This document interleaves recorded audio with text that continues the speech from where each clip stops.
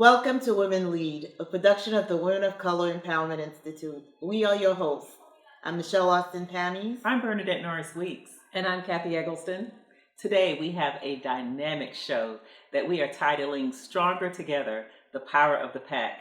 Research shows that both men and women benefit from having a network of well-connected peers across different groups, but oftentimes navigating the workspace for women to work collectively and support one another across race, sexual orientation, and disability has been complicated. It's known that women are more likely to land leadership positions with greater authority and higher pay when we all work together. Overcoming biases, discrimination, and microaggressions that accompany being both a woman and a person of color can be challenging. Yes, Kathy. But today we will have an exciting panel of thought leaders who will help us tackle some of the reasons why women from all backgrounds are not working together as well as we could, and how we, as women leaders, can help to change that reality. Black women in particular find ourselves at the intersection of identities, whether they are gender, race, sexual orientation, or disability. This concept is known as intersectionality. For Black women, it is an emotional tax that oftentimes forces us to leave workplaces and sometimes even derails our careers. Bias and discrimination are also incredibly harmful to companies that lose talented employees who previously brought value to those businesses. At the Women of Color Empowerment Institute, we know that a woman standing alone may have power, but collectively we have impact. Laying the groundwork, there is power in collaboration. For instance, women trying to rise up into leadership face cultural and systemic hurdles that make it harder for us to advance, such as unconscious bias. However, a way to overcome some of these hurdles is to form close connections with other women who can share experiences on issues of how to ask for what you are worth, to how to bring your unique talents to the leadership table. We have an esteemed group of diverse leaders who are willing to have this difficult conversation as to how we, as women, can do a better job of coming together to break through barriers in order to expand our collective voices. The focus group that you're about to see that we've done live at the beautiful Riverside Hotel on Las Olas Boulevard in Fort Lauderdale is groundbreaking. Don't touch that dial. Come right back to us after these messages. At the Women of Color Empowerment Institute, our mission is to enhance and expand leadership by women of color. We do this in a variety of different ways, including but not limited to providing mentorship opportunities for young professionals where we assist in helping to create paths to leadership. We empower women to develop capacities for social change. We produce programs that promote heritage awareness, and we provide training opportunities for business and government. Our institute holds seminars focused on professional success techniques, and we host many other events such as our popular Advocates for Change and Leaders Connect. The Women of Color Empowerment Institute publishes a magazine called Women Lead. Our signature event is the Women of Color Empowerment Conference, a yearly conference where hundreds of leaders gather from all across the United States and beyond. To learn more about membership and how you can support our programs or be a sponsor of the Women Lead TV, visit us at nationalwomenofcolor.com. Again, that's nationalwomenofcolor.com. The law office of Austin Pammies Norris Weeks Powell is a full-service law firm practicing in the area of governmental law, including the representation of municipalities, civil litigation, personal injury, real estate, and corporate transactional matters. With over 100 years of collective experience, our attorneys are admitted to practice before state courts, federal courts, and the United States Supreme Court. We are conveniently located in downtown Fort Lauderdale and can be reached at 954-768-9770. Or for more information about the law firm of Austin Pammies Norris Weeks Powell, visit our website at apnwlaw.com. That's apnwlaw.com. Welcome back to Women Lead, as we join our focus group that explores some of the reasons women have not worked more cohesively together and what we can do to change it. We all know that there's strength in numbers. But the question is, are women collaborating to advance an agenda that improves the lives of all women, regardless of their race, national origin, sexual orientation, or political affiliation? And when we speak about women, we are inclusive of all of that. So the question for the group is, are we collaborating sufficiently as women to advance our agenda? If not, why not? Well, I would say no. To answer your question directly.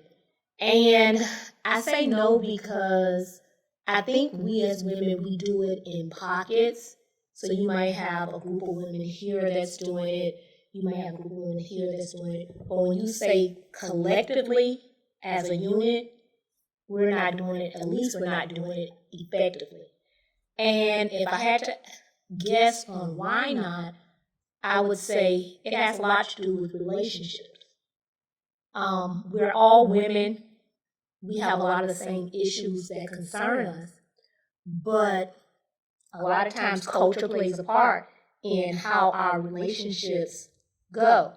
And so until we have, I'm so glad you asked this question, because until we have a conversation around, why isn't it happening, then we won't be able to solve that problem. But I think in trying to solve that problem, we have to have a discussion on why we're not doing this and build relationships, learning to understand each other's culture. And then if we already know that if we unite and we come together, that it will be solved. Yeah, and if I can build on that, I agree with you that sadly, we don't have enough collaboration. And that feels painful because we do share so many shared experiences that if we came together, we could change and shift. And I know that there are historical precedents for us not working together, and we see it even today in our neighborhoods where there's still a high rate of segregation, where we don't have an opportunity to get to know each other, to build those relationships. Some of that is built into the structure of our community. And how can we intentionally address that to begin to see where are those places of opportunity? And just one other point about that, in addition to this sort of community structure, there's also within me those places that are very painful that come up in conversation with someone who is different than me, than maybe a Black woman, right? And how am I going to manage that in the conversation in a way that doesn't cause harm? And how do we equip ourselves with the skills in a pack to be able to have those challenging conversations, right? And to be able to heal some of those pain points within ourselves and between us. So, Susan, you mentioned pain points. What are they exactly?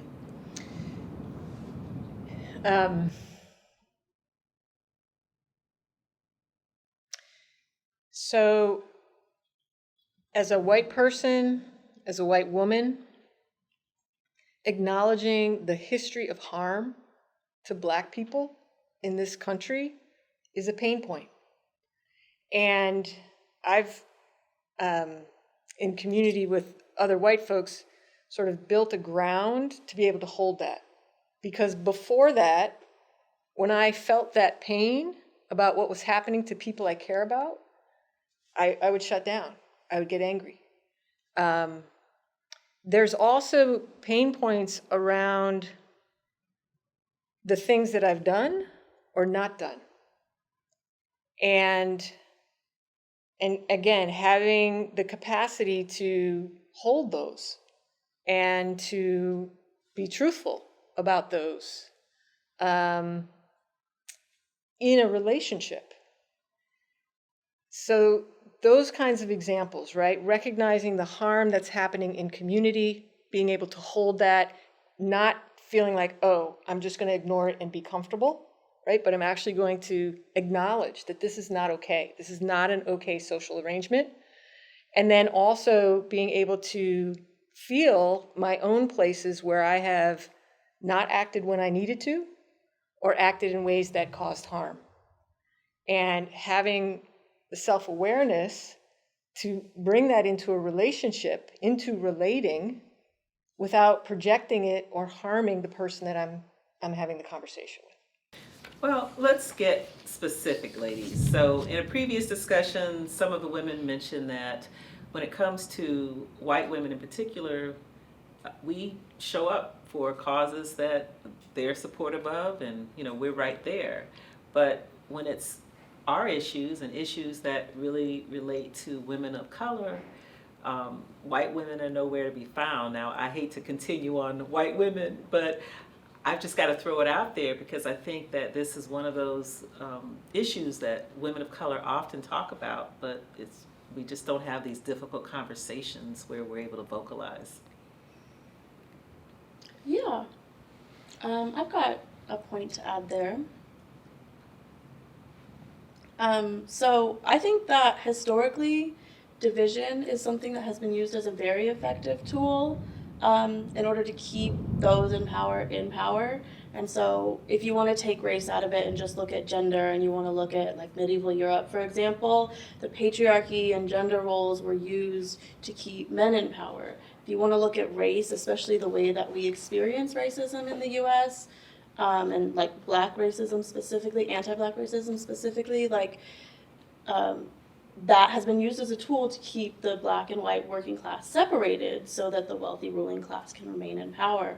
And so a lot of what we're looking at when we're looking at how do we overcome that is the knowledge that in order for myself and people like me to get to a better place, that's going to require some kind of short-term sacrifice in order for that long-term benefit. And so a lot of times I feel like, and this is coming from my perspective as a biracial woman, I have benefited from being very light and white passing in some situations, and recognizing that in order for us all to truly advance and for me to truly advance, I've got to take on some of that sacrifice and let go of some of those privileges I have so that we can all come up and so that we can all benefit. And I think when people have been so ingrained in that, like, maybe I actually don't have to sacrifice and I can just benefit, it's really hard to pull people out of that. And I think that's a lot of what we see with white women of like, well, I can just latch on to, my whiteness and ride that out. And I think a lot of what we need to do is pull people in and show people like, it might take a little bit of a burden now, but we can all greatly benefit. And there are some people also that are able to shoulder that burden a little bit easier than others. So also in helping those that aren't able to shoulder it as well, how do we come together as a community to support ourselves until we get that institutional and structural support that we all deserve? That's awesome. Anyone else on that topic? Having made some decisions in my life to sacrifice or to advance people of color, it's been an interesting experience where the sacrifice actually got me in greater touch with my own humanity. That privilege sometimes continues to distance me from other people. And when I can acknowledge that and see that and make a choice about how either, because privilege has been bestowed upon people in certain categories with certain identities.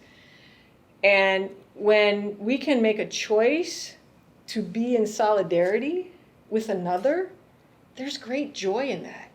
So while the narrative is yes, we need to sacrifice and we need to center our relationships with other people, there's also joy in that.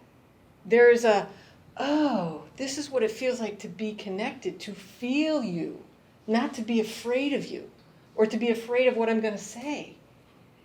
So I think there's some opportunity to kind of enhance the narrative that yes, we may give up material or status, and we will also gain connection and healing and a greater sense of who we can be together. So in terms of having those situations where, it was described earlier where Black women show up, really for everybody, but nobody's there for us, and we're fighting battles alone. What do you think can, and I understand from what you're saying, it sounds that you're in touch with that and you're understanding of that, but how would you broaden your perspective so that other women who are in positions of privilege and power, in certain situations, can feel more connected in the way that you're describing? One of the things that I've seen in our journey over the last several years as some white women here in Broward County is that there is a cost to white women doing this work, where we may go home and talk to our husbands and our children and saying, this is really important work to me. I want to do this work. And there's the threat then of not belonging in that family unit where my attachment needs are getting met. And so this is a pattern that has happened generationally. If you want to be a part of this white family with this benefit, then you will follow this path. And if you deviate, you can be excluded, right? So we have to recognize and find spaces where we can support each other through those kinds of blocks. Because if I feel like my very foundation is threatened, it's going to be hard for me to do the work. And I've also seen where we can support each other to be able to get through that sense of abandonment or exclusion. So I totally agree, but what I guess I would say is it should start with actually having the conversation. Because what I would say is that, yes, Black women, we feel this way, but how many white women actually know it? I don't think that they even give it a thought. So we're having this feeling, but I don't think that we're necessarily doing a great job in, putting it out there, saying, look, I show up for you, but you're not showing up for me. So actually just starting that conversation and identifying it, making sure that they, say, look, this is what's happening. And then from there, the things that Sue was saying, then we can start to actually work on it. But a lot of it, I believe, is not even being acknowledged. I'd like to expand a little bit on what Sue said. She was talking about the impact upon the family unit when she's standing up for another person. And it's not just the family unit. It can be friends. It can be co-workers, people that you volunteer with. And it's really difficult sometimes when you realize that you are putting a relationship in jeopardy by standing up for someone else. And one of the things that I've recently learned is the 30-70 rule, which is to be prepared 30% of the time to feel uncomfortable so that 70% of people can feel comfortable. And so for many of us, we have not put ourselves out there. We've been tacitly compliant and by not speaking up. But if we can find that courage to be uncomfortable 30% of the time, it makes so many other people feel better and does advance the conversation. And that's really a great comment, Susan, because I know that you've been doing a lot of work in the arena of social justice in so many areas. Everywhere I see you dealing with issues of social justice, and I'm thinking that in terms of your relationships and friendships, and are you getting pushback from, I know you're talking about it in a global sense, but are you specifically receiving any pushback from people that you had relationships with who it seems a little different because they see you in these spaces now? Most definitely.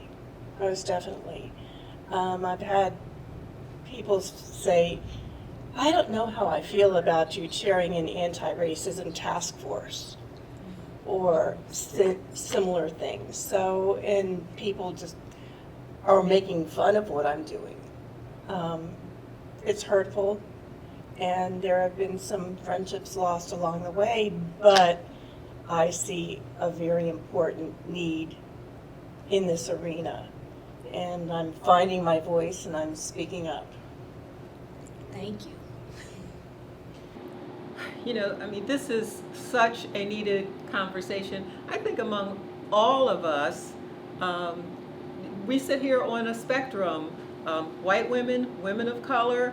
Everybody here knows what they call me and my look. They call it corporate, right? You know, I wear my hair straight. I dress conservatively. What privilege have I been able to achieve because of that proximity?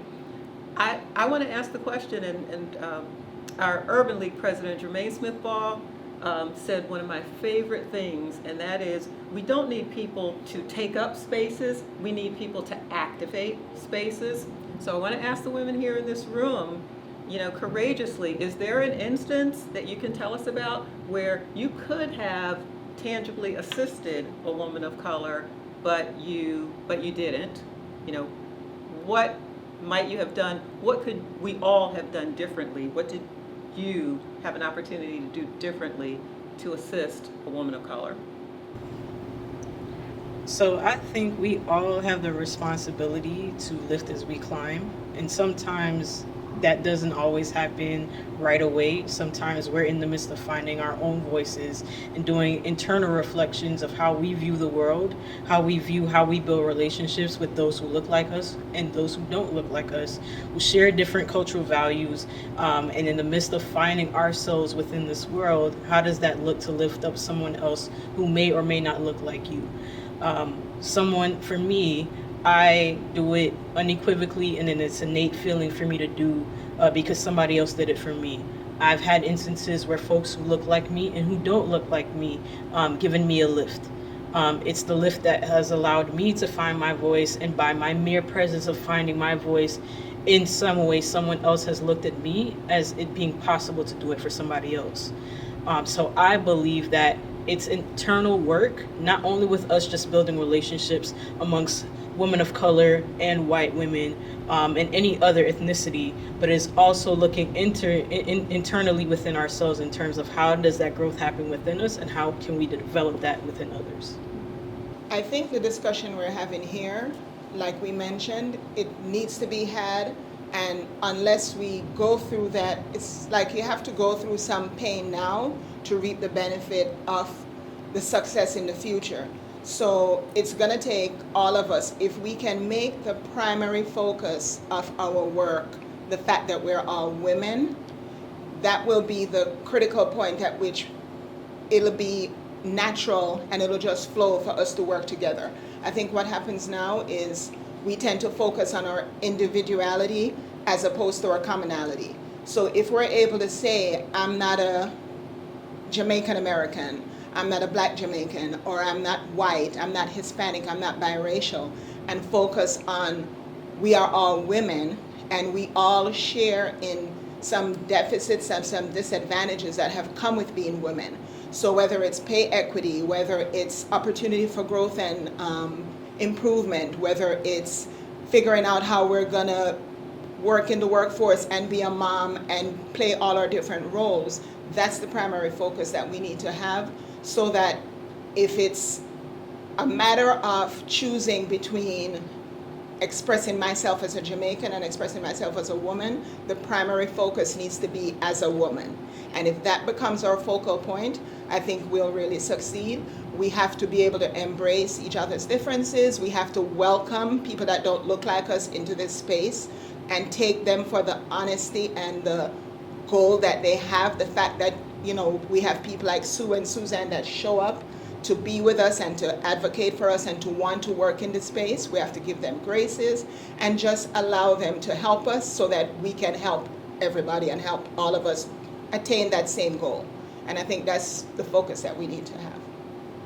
Some people believe that when we talk about race or gender as women or as women of color, then we are considering ourselves to be victims. How do you feel about that? Do you feel that you are victims? I don't know. Let's talk about that. So one of my thoughts around that is that the whole notion of identity is has been constructed to separate and divide people, right? Like the black codes, the slave codes, they were all laws that suddenly labeled people and directed behaviors around how that should look, right? So there's two things for me that are always in play. One is, what is the laws and the structure of the community saying about me and how that affects you? And how am I, Sue, showing up in relation with Kathy? Both of those things are always happening. And so in some places it may feel like you're being victimized. And how do I still be in touch with and feel you in your fullness and in your humanity? Right? Yeah, very good. And on the issue of victimization, I don't feel like a victim at all. I feel like these are real conversations that we all need to have, and we're not going to advance as women on issues of pay equity and all of these other issues where there is commonality unless we coalesce and come together and find ways to navigate these very difficult issues of disparities and sexism. You know, we can do more together, and so that's why the topic of this show is Stronger Together, and together we can all accomplish more. What I want to say is that I do not know, definitely no black woman that consider themselves a victim. And for my friends and my other colleague women that I know of different races, I don't see them thinking of themselves as a victim. Women are strong.